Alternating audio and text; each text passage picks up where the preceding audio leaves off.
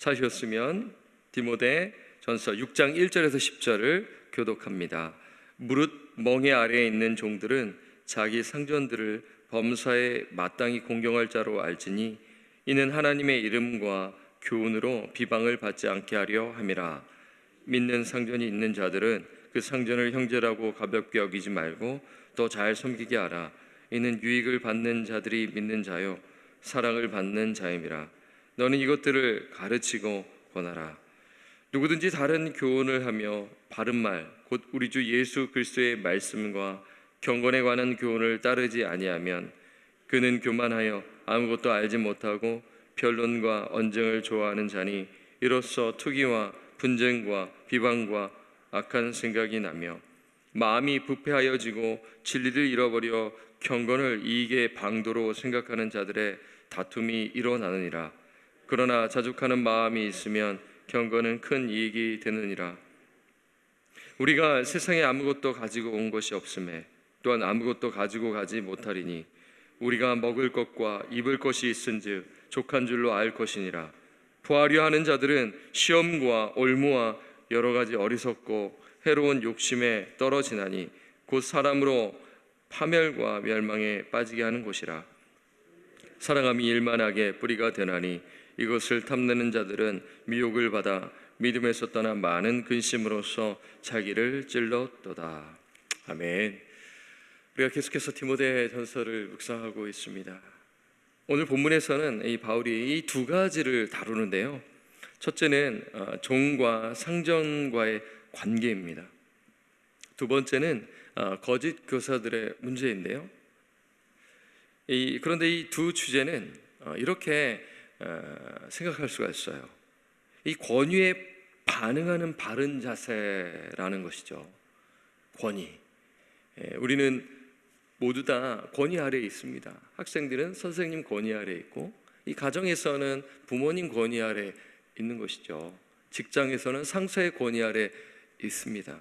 또 우리 시민들은 이 정부의 권위 아래에 있는 것이죠. 이러한 주제 속에서 말씀을 나눌 수가 있는데요. 먼저 종과 상전과의 관계를 살펴보겠습니다. 1절을 제가 읽겠습니다. 무릇 멍에 아래에 있는 종들은 자기 상전들을 범사에 마땅히 공경할 자로 알지니 이는 하나님의 이름과 교훈으로 비방을 받지 않게 하려 함이라. 바울은 이 종들이 자기 상전들을 범사에 마땅히 공경해야 한다고 하죠. 공경해야 한다라는 것은 상전의 권위에 순종해야 한다라는 것을 말씀하고 있어요. 왜 그렇게 해야 합니까? 그것은 오늘 말씀을 보니까 하나님의 이름과 교훈이 비방을 받지 않기 위해서인 것입니다. 다시 말해 하나님의 영광을 위해서 이 종들은 이 상전의 권위에 존중해야 된다라는 것입니다. 1절을 보게 되면 이 상전들은 믿지 아니하는 자로 좀 생각할 수가 있어요.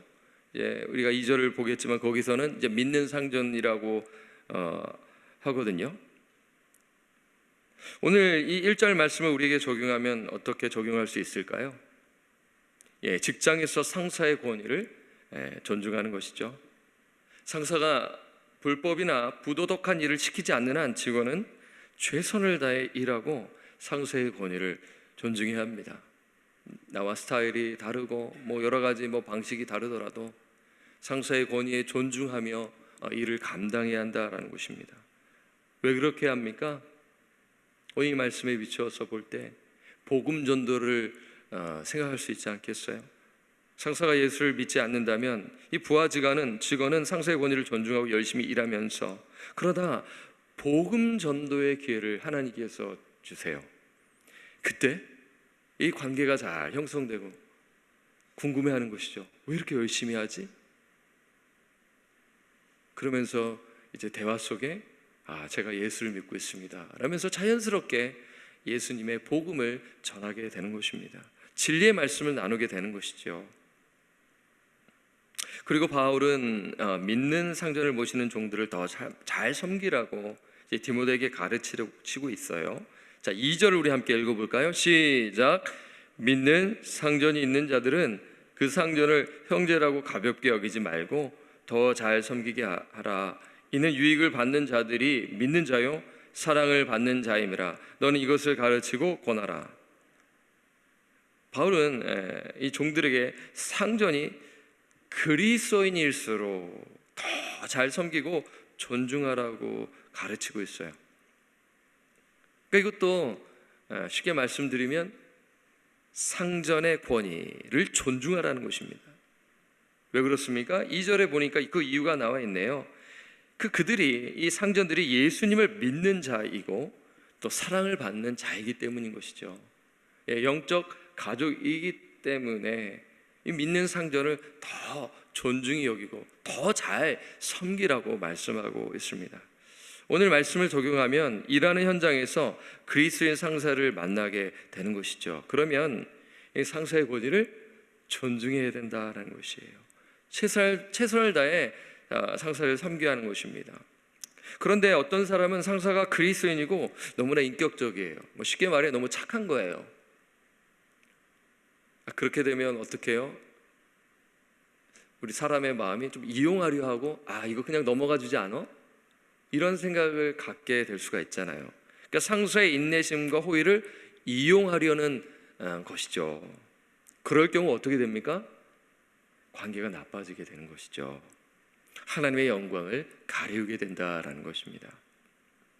이 부분을 지금 이제 디모데전서 6장 1절에서 2절 실질적인 그런 사회 삶 속에서 또 구체적으로 그 말씀에 따라 살아가야 할 것을 사도 바울은 아주 자세하게 디모데에게 가르치고 있는 것입니다. 이 말씀을 성도들에게 잘 가르칠 것을 당부하고 있는 것이에요.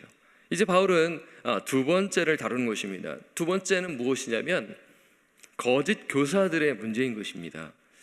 거짓 교사들의 문제는 무엇인가요? 자, 오늘 본 말씀 3절에서 10절을 쭉 읽어보면 알 수가 있는데, 자, 찬찬히 한번 살펴보도록 하죠. 자, 6장 3절에 이렇게 말씀하고 있습니다. 누구든지 다른 교훈을 하며 바른 말, 곧 우리 주 예수 그리스도의 말씀과 경건에 관한 교훈을 따르지 아니하면. 자, 여기 거짓 교사들의 문제가 나와 있네요. 거짓 교사들이 다른 교훈을 말하고 있는 것입니다. 여기서 다른 교훈은 어렵지 않죠? 예수 그리스도의 말씀과 경건에 관한 교훈을 따르지 않는 것입니다. 쉽게 말해 하나님의 말씀의 권위에 복종하지 않은 것입니다. 그렇죠? 이 권위에 대한 문제로 제가 설교소대에 말씀을 드렸잖아요. 그러니까 이 거짓 교사들 하나님의 말씀의 권위에 복종하지 않는 거예요. 그 결과 어떻게 됩니까? 이 거짓 교사들이, 여러분 만약에 우리 교회에 와서 그것을 가르친다고 한번 생각해 보세요. 또 거짓 교사들이 우리 자녀들을 만나 그 가르침을 받는다고 한번 생각해 보세요. 어떻게 될까요? 네. 자, 한번 4절을 한번 읽어볼까요? 시작. 그는 교만하여 아무것도 알지 못하고 변론과 언쟁을 좋아하는 자니 이로써 투기와 분쟁과 비방과 악한 생각이 나며. 이 거짓 교사들이 그리스도의 말씀과 경건에 관한 교훈을 따르지 않습니다. 교만에 이르겠죠. 거짓 가르침을 통해 자기 의를 드러낼 테이고요. 교만에 이르게 됩니다. 또한 거짓 교사들은 교만에 빠져 아무것도 알지 못하고 변론과 언쟁을 하는 것입니다. 그러니 투기하고 분쟁하고 비방하고 악한 생각이 납니다.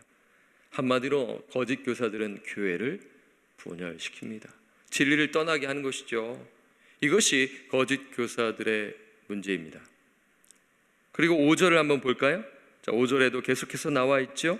마음이 부패하여지고 진리를 잃어버려 경건을 이익의 방도로 생각하는 자들의 다툼이 일어나느니라. 거짓 교사들은 다른 교훈을 따르자 마음이 부패해지고 있고요, 진리를 잃어버려 경건을 이익의 방도로 생각하는 사람들에게 끊임없는 다툼이 일어나는 것입니다. 여러분, 이거 5절 하반절에 경건을 이익의 방도로 생각하는 자들은 어떤 의미일까요? 자, 6절과 이게 대조가 되지 않습니까? 이 거짓 교사들이 신앙을 재정적 이득을 위한 수단으로 보고 있음을 의미하는 것이에요. 한마디로 거짓 교사들은 돈을 사랑하는 자들입니다. 지금 이러한 거짓 교사들의 문제를 이야기하는 거예요. 이 거짓 교사들이 다른 교훈을 따르자, 하나님 말씀의 권위에 존중하지 않자 교회는 분열에 이르게 되는 것입니다. 그리고 이 거짓 교사들은 뭘 사랑하는 자들이다? 돈을 사랑하는 자들이라는 것을 이야기하고 있어요. 그러면서 바울은 자족에 대해 말씀하고 있는 것입니다. 자, 대조가 되고 있죠. 그러나 하면서요. 6장 6절 함께 읽겠습니다. 시작. 그러나 자족하는 마음이 있으면 경건은 큰 이익이 되느니라. 여러분, 자족은 무엇인가요? 이 자족은 당시 스토아 철학에서 쓰던 용어였는데요, 환경에 지배받지 않고 자신의 내면의 자원으로 만족해하는 태도입니다. 당시 사람들은 이것을 미덕이라 간주하며 살았어요. 그런데 가만히 보니 이 스토아 철학, 이 인간의 철학, 인간이 만든 그러한 가르침인데, 철학인데요, 이 자족의 원천이 어디입니까? 나입니다. 일명 자급자족이죠. 자급자족이란 자기의 수요를 스스로 생산하여 충당함입니다. 중심이 나입니다. 내가 해결할 수 있다, 나의 능력이 있게 할 수 있다라는 것입니다. 어떻게 보면 맞는 것 같아요. 그렇죠? 우리가 살아가는 세상에서 그렇지, 내가 내 스스로 잘 노력해서 살아가야 한다라는 것, 그건 맞는 거 아니야? 라고 우리는 생각할 수가 있는 것이죠. 그러나 성경은 어떻게 말씀하고 있습니까? 성경에서 말씀하는 자족은 무엇인가요? 예수 그리스도만으로 충족되는 만족을 말하는 것입니다. 일명 이것을 신급자족이라고 하는 것이죠. 예수만으로 자족하는 자는 어떤 삶을 사나요? 하나님이 공급해 주시는 힘으로 살아가는 것입니다. 하나님의 능력으로 살아가는 것입니다. 그래서 바울이 이 자족에 대해 빌립보서 4장 11절에서 13절에 이렇게 말씀합니다. 내가 궁핍함으로 말하는 것이 아니라 어떠한 형편에 있든지 나는 자족하기를 배웠노니, 나는 비천에 처한 줄도 알고 풍부에 처한 줄도 알아. 모든 일 곧 배부름과 배고픔과 풍부와 궁핍에도 처할 줄 아는 일체의 비결을 배웠노라. 그러면서 우리가 너무나 잘 아는 말씀 4장 13절에 내게 능력 주시는 자 안에서 내가 모든 것을 할 수 있느니라. 13절만 좋아해서는 안 되는 거죠. 11, 12절을 보게 되면 이 자족이라는 문맥 속에서 13절이 나왔다라는 것을 알 수가 있는 것이에요. 그렇죠? 예수 그리스도를 통한 이 자족입니다. 내가 가난에 있든지 풍부에 처했든지 그 중심에는 예수 그리스도가 원천이다라는 그러한 신앙 고백을 말하고 있는 것입니다. 오늘 본문 역시 자족에 대해 말씀하고 있는 것이에요. 6, 7절을 보게 되면 그런데요, 우리 한번 6, 7절을 함께 읽겠습니다. 시작. 우리가 7절에서 8절 죄송합니다. 시작. 우리가 세상에 아무것도 가지고 온 것이 없음에 또한 아무것도 가지고 가지 못하리니 우리가 먹을 것과 입을 것이 있은즉 족한 줄로 알 것이니라. 그렇죠. 우리가 이 세상에서 태어날 때 아무것도 가지고 온 것이 없죠. 응애하고 뭐 들고 나오는 거 아니지 않습니까? 또한 우리가 주님이 우리를 부르실 때 아무것도 가지고 가지 못합니다. 그래서 우리는 먹을 것과 입을 것이 있으면 그것으로 좋게 해야 된다고 말씀하고 있어요. 그런데 우리가 자족하지 않고 탐욕을 부리면 어떻게 됩니까? 자, 9절에 나와 있네요. 9절을 제가 읽겠습니다. 부하리 하는 자들은 시험과 올무와 여러 가지 어리석고 해로운 욕심에 떨어지나니 곧 사람으로 파멸과 멸망에 빠지게 하는 것이라. 자족하지 않고 내가 감사하지 아니하고 예수 그리스도를 통해서 나오는 그 힘의 그 능력을 따라 살아가지 아니하고 원천이 나예요. 중심이 나예요. 그러면서 탐욕을 부린다면 시험에 빠지고 올무에 걸리며 해로운 욕심에 떨어져 파멸과 멸망에 빠지게 된다라고 말씀해요. 10절도 동일한 말씀이죠. 10절을 함께 읽겠습니다. 시작. 돈을 사랑함이 일만하게 뿌리가 되나니 이것을 탐내는 자들은 미혹을 받아 믿음에서 떠나 많은 근심으로써 자기를 찔렀도다. 그렇죠. 동일한 의미 아니겠습니까? 돈을 사랑한다라고 하는 것이죠. 돈은 필요하죠. 돈은 중립적입니다. 문제는 뭐예요? 돈을 사랑하는 것이죠. 이 돈을 사랑하면 탐심을 말하는 것입니다.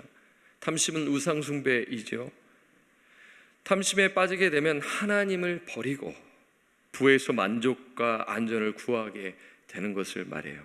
그 결과 미혹을 받아 믿음에서 떠나게 하고 많은 근심을 불러일으키게 되는 것입니다. 이게 거짓 교사들의 문제인데, 근데 이 말씀을 보게 되면 그들만의 문제가 아니라 또한 우리 역시도 이 말씀에서 벗어나게 된다면, 하나님의 말씀의 권위에 순종하지 아니한다면 저도 그렇고 여러분도 그렇고 돈을 사랑함에 빠질 수 있다라는 것을 경고하고 있는 것입니다. 그렇죠? 우리도 탐욕에 빠질 그런 유혹이 온다라는 것이죠. 그렇다면 탐욕을 이기는 길은 무엇일까? 한번 이것을 마지막으로 나누고 말씀을 맺겠는데요, 첫 번째는 오늘 본문에 나와 있죠, 자족입니다. 자족은 자신에게 주어진 삶과 소유에 감사하는 것입니다. 비록 내가 풍족하지 않더라도 먹을 것과 입을 것이 있으면 족한 줄 알아야 한다. 오늘 이 말씀에 따라 우리가 생각해야 하는 것이에요. 오해하지 마십시오. 자족은 가난을 견디라는 것이 아니라 물질주의와 탐욕을 버리라는 그런 메시지입니다. 둘째는 우리가 이 탐욕에 빠지지 않기 위해서는 베푸는 삶입니다. 탐욕을 이기기 위해서는 가난한 자에게 베풀어야 한다. 이 베푸는 삶은 하나님의 정의와 하나님의 의를 지키는 것이죠. 마태복음 6장에 먼저 그의 나라와 그의 의를 구하라. 그 의는 이 가난한 자를 위해서 삶을 살라라는 의미로서 그 의를 생각할 수가 있는 것입니다. 그래서 잠언 기자는 내 손이 선을 베풀 힘이 있거든 마땅히 받을 자에게 베풀기를 아끼지 말라. 잠언 3장 27절에 말씀하고 있는 것입니다. 말씀을 맺겠습니다. 오늘 저는 디모데전서 6장 1절에서 10절 이 권위에 대한 바른 자세라는 주제 속의 말씀을 나누었습니다. 상전과 이 종의 관계, 물론 오늘날에는 이 노예제도가 없기 때문에 똑같이 그렇게 적용할 수는 없습니다. 그렇죠? 우리는 직장에서 어느 곳에서 우리는 이 권위 아래에 있기 때문에 그 권위에 있는 분을 존중하고 또 잘 섬겨야 한다라는 것을 말씀하고 있고요. 그리고 두 번째는 이 거짓 교사들의 문제는 무엇이냐면 뭐예요? 하나님의 말씀의 권위에 순종하지 않다라는 것을 말씀을 드렸습니다. 오늘 이 말씀을 잘 생각하셔서 저와 우리 성도님들 이 하나님 말씀, 오늘 이 말씀에 따라 이 권위에 순종하며 사시는 저와 우리 성도님들 되시기를 주님으로 부탁드리고 간절히 축원합니다. 아멘. 기도하겠습니다. 하나님 감사합니다. 오늘 디모데전서 6장 1절에서 10절 말씀을 나누었습니다. 그 말씀에는 그 권위에 대한 것을 말씀하고 있지요. 우리가 이 삶을 살아갈 때 우리는 권위 아래에 있습니다. 사회 속에서, 직장에서 우리가 살아갈 때 그 권위 아래에 있기 때문에 상사를 존중히 여기며 또 잘 섬길 수 있는 지혜를 허락하여 주십시오. 그리고 또한 이 세상은 거짓 가르침으로 가득 차 있고 때로는 예수를 믿지 아니하고 교회를 힘들게 하는 이 거짓 교사들이 있을 때가 있습니다.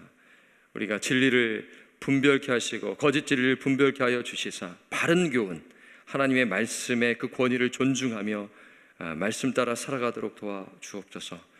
오늘 3절에서 10절 말씀에 우리에게 주는 것은 자족입니다. 예수 그리스도 안에서 우리가 먹는 것과 입을 것이 있다면 그것으로 족한 줄로 알고 감사하며 살아가게 하시고 탐욕을 부리지 말고 하나님께서 베풀어 주신 지금까지 우리에게 함께 하시고 인도하여 주신 것들을 기억하며 감사하며 나가는 저희들 되게 하여 주옵소서. 그래서 아버지, 우리가 가정과 직장과 어느 곳에 있든지 간에 정말 주의 말씀의 권위에 순종하여 정말 예수로 만족하고 또한 내가 하나님께서 주어진 것에 만족하여 불평하지 말고 비교하지 말고 그래서 자족의 은혜를 풍성히 누리는 오늘 이 새벽에 기도하는 우리 모든 권속들, 그리고 또한 이 말씀을 또한 온라인으로 듣는 우리 모든 성도님들 될 수 있도록 은혜 베풀어 주옵소서. 이 시간 기도의 자리로 저희가 나아갑니다. 우리가 늘 기도하되 하나님의 말씀, 하나님의 그 뜻을 붙들고 기도하여 하나님의 뜻이 하늘에서 이루어진 것까지 이 땅에서 우리 교회와 우리가 속해 있는 모든 삶의 영역 모든 가운데 이루어지기를 소원하오니 우리가 정말 기도하며 주님의 그 샬롬을 풍성히 누리는 기도 시간이 되도록 은혜 베풀어 주옵소서. 다시 한번 감사드렸고 우리를 죄로부터 구원하여 주신 존귀하신 예수 그리스도의 이름으로 축복하며 간절히 기도드립니다. 아멘. 하늘에 계신 우리 아버지여, 이름이 거룩히 여김을 받으시오며 나라가 임하시오며 뜻이 하늘에서 이루어진 것 같이 땅에서도 이루어지이다. 오늘 우리에게 일용할 양식을 주시옵고 우리가 우리에게 죄 지은 자를 사하여 준 것 같이 우리 죄를 사하여 주시옵고 우리를 시험에 들게 하지 마시옵고 다만 악에서 구하시옵소서. 나라와 권세와 영광이 아버지께 영원히 있어나이다. 아멘.